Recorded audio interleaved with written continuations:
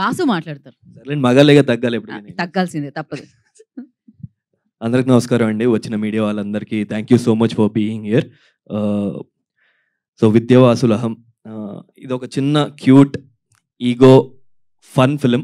సరదాగా హాయిగా సమ్మర్లో ఏసీ వేసుకొని ఇంట్లో ఆహాలో హ్యాపీగా ఫ్యామిలీతో చూసేసి మంచిగా తినేసి భోజనం చేసుకొని పడుకొని ప్రశాంతంగా అలాగా రోజు గడిపేసే సినిమా. అండ్ డెఫినెట్గా ఈ ఫిలిం మీ అందరికి నచ్చిద్ది. ఇనిషియల్గా ఫిలింతో నా ప్రయాణం ఎక్కడ మొదలైందంటే, ఫ్లైట్లో ఉన్నాను, మణికాంత్ మన డైరెక్టర్ గారు కాల్ చేసి ఒక పీడిఎఫ్ పంపించారు. టైటిల్ చూసిన వెంటనే భలే గమ్మత్తుగా అనిపించింది, విద్యావాసులహం, మధ్యలేమో వివాహం అని ఉండింది.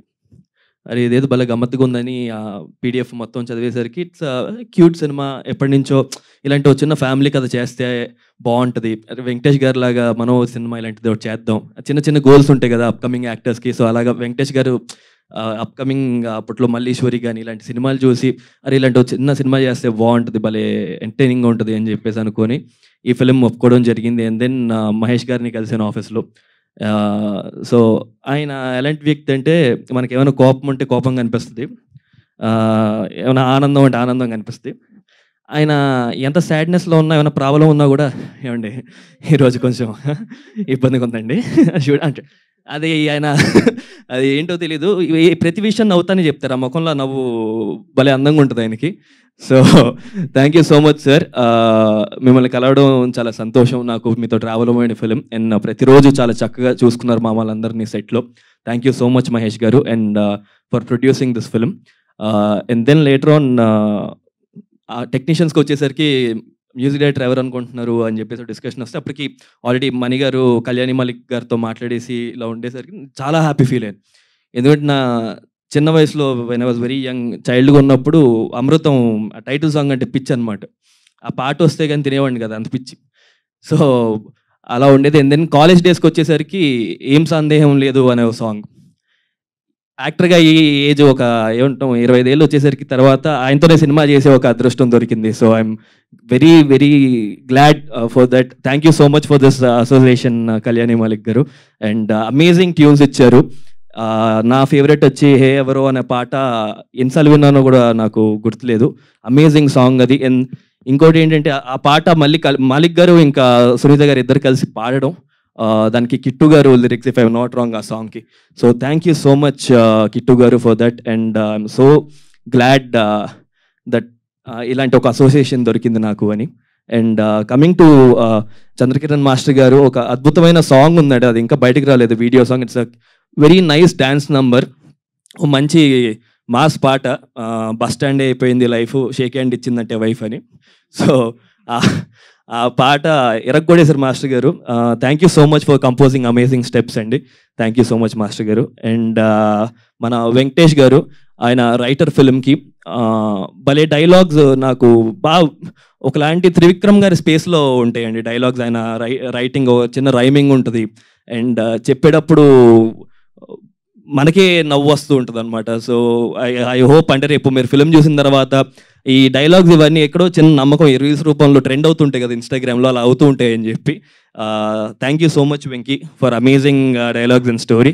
And costume designer Manisha garu, thank you so much. And art ఎస్పెషల్గా చెప్పాలి, ఎందుకంటే మేజర్ ఫిలిం మొత్తం ఒక ఇంట్లో జరుగుతూ ఉంటుందండి. ఆల్మోస్ట్ ఒక 1 hour ఫిలిం ఒక ఇంట్లో జరిగిద్ది. బ్యూటిఫుల్ సెటప్ ఇల్లు వేసిచ్చారు. Thank you so much sir for that.